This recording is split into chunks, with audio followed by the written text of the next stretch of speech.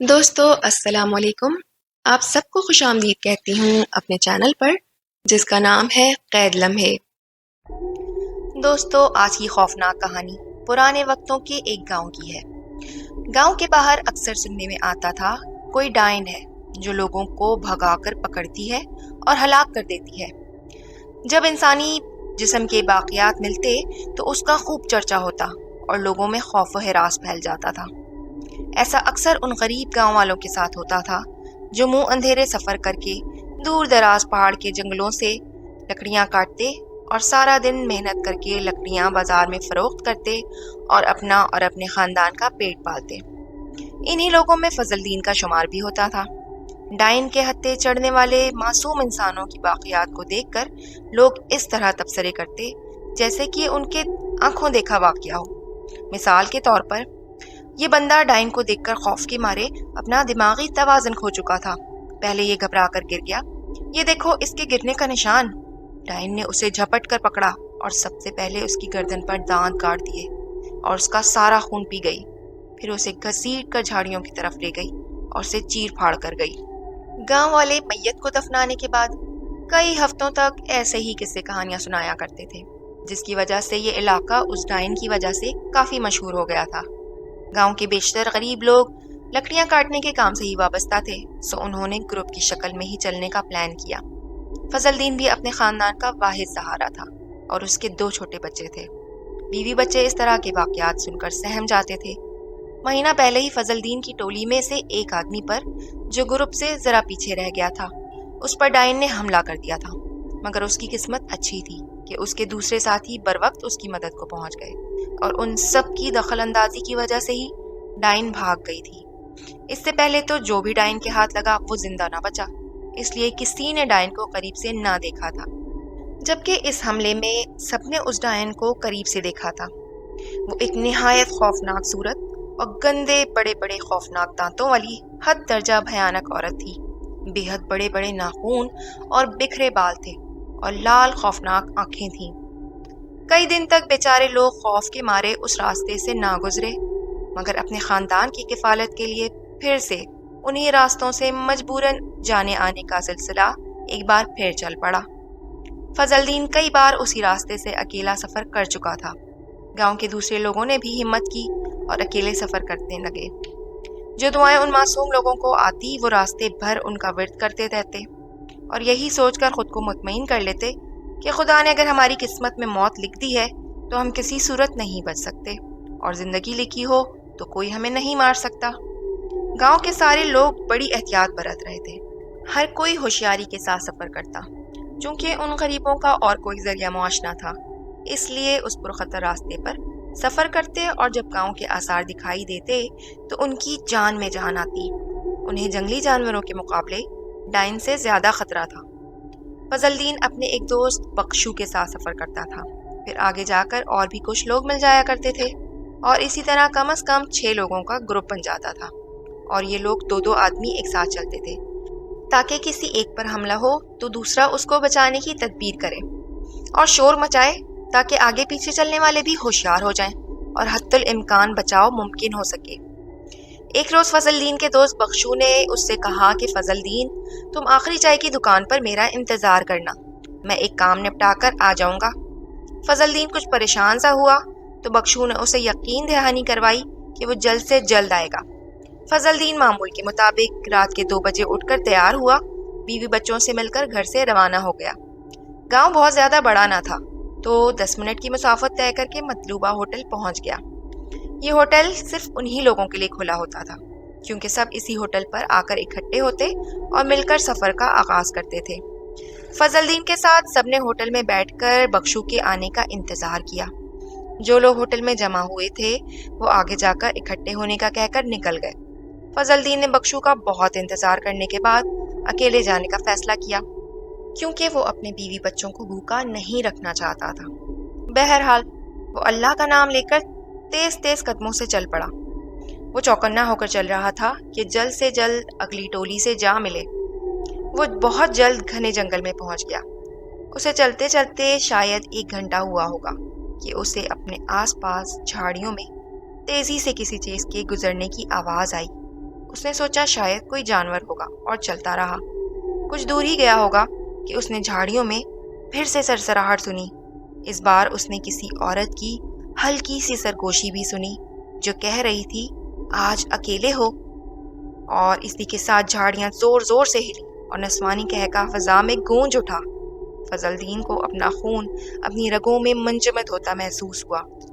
جس جگہ وہ تھا وہاں پر کہیں قد آور درخت تھے تو کہیں چھوٹے، اور یہ علاقہ حکومت کی تحویل میں آتا تھا جہاں درخت کاٹنا منع تھا اور اکثر گارڈ یہاں پر پہرا دیتے تھے۔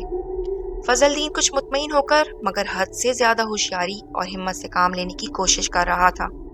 اسے اپنے سامنے موت بھی نظر آ رہی تھی مگر پھر بھی وہ آخری دم تک کوشش کرنا چاہتا تھا۔ فضل الدین نے باقاعدہ دوڑنا شروع کر دیا۔ وہ کسی پناہ گاہ کی تلاش میں تھا۔ بھاگنے کے دوران اس نے جھاڑیوں میں شدید ہلچل دیکھی۔ اس نے اپنے دائیں بائیں دونوں سمتوں میں موٹی لہر سی بنتی دیکھی جو تیزی سے اسی کی جانب پڑ رہی تھی۔ فضل الدین نے بھی بجلی کی سی تیزی دکھائی اور آگے بڑھ گیا۔ اس کے تیزی سے آگے بڑھنے سے دائیں بائیں سمتوں سے جو طوفانی لہریں آ رہی تھیں وہ آپس میں ہی ٹکرا گئیں۔ فضا میں کچھ بھیانک سا شور اٹھا مگر فضل الدین دیوانہ وار بھاگتا چلا گیا اور ایک مضبوط درخت پر چڑھ کر ایک دو شاخہ ڈالی پر بیٹھ گیا۔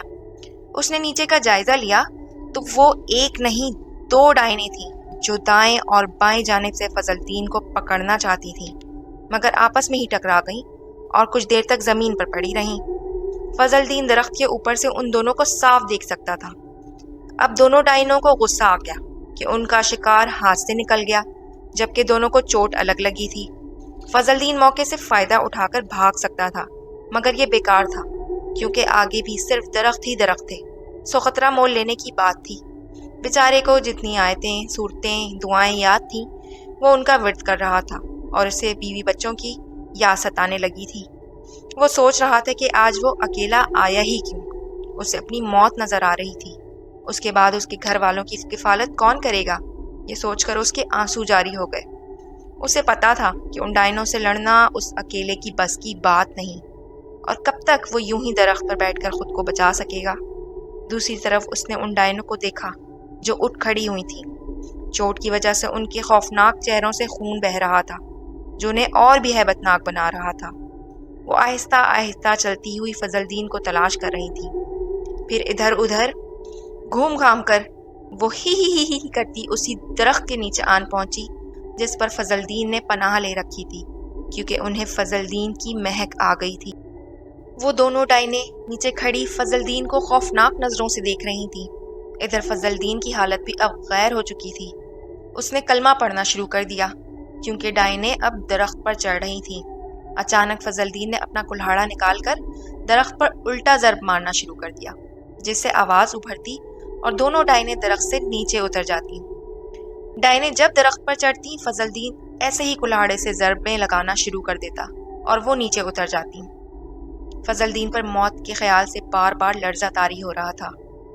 اس نے سوچا کہ اگر صبح کے اجالے تک زندہ بچ گیا تو اگلی پارٹی جو جنگل میں درخت کاٹنے گئی ہے وہ واپسی پر اسے بچا سکتی تھی۔ اس کے علاوہ تو اور امید کی کوئی کرن نہیں تھی۔ ایسے ہی کافی وقت گزر گیا اور بالآخر صبح کی ہلکی ہلکی روشنی نمودار ہو رہی تھی اور رات کے اندھیرے اب دن کے اجالوں میں بدل رہے تھے۔ فضل الدین نے کئی بار بلند آواز میں مدد کے لیے آواز دی مگر کوئی اس کی مدد کو نہ پہنچا، جبکہ ڈائنیں پھر لاکھ کوشش کے باوجود فضل الدین تک نہیں پہنچ پا رہی تھی کیونکہ ہر بار فضل الدین کلہاڑے کی ضربیں لگا کر درخت بچاتا تھا اور وہ نیچے اتر جاتی تھی۔ ڈائنیں بھی اب درخت کے نیچے کافی دیر سے بیٹھی تھی اور فضل الدین بھی درخت پر بیٹھے بیٹھے تھک چکا تھا۔ فضل الدین سگریٹ پیتا تھا مگر موت کی گھبراہٹ سے سگریٹ کا نشہ بھول گیا تھا۔ اس نے اداسی کے عالم میں سگریٹ سلگایا اور اپنے بیوی بچوں کو یاد کرنے میں ڈوب گیا اور یک کے بعد دیگریں 2-3 سگریٹیں پھونک ڈالیں اور حسب عادت اپنی سگریٹوں کے ٹوٹے کو ہاتھ میں پکڑے اپنے کلہاڑے کے لوہے پر رگڑ کر بجھا دیتا تھا۔ اچانک ڈائنیں پھر سے درخت پر چڑھنے لگی۔ فضل الدین نے کلہاڑے کا ضرب لگایا تو وہ نہ اتری اور مسلسل چڑھتی رہیں۔ فضل الدین نے پوری قوت سے کلہاڑے کی ضربیں لگانی شروع کر دی مگر وہ نہ اتری اور ان پر کوئی اثر نہ ہوا۔ یہ کیا ہوا؟ یہ بھاگ کیوں نہیں رہی؟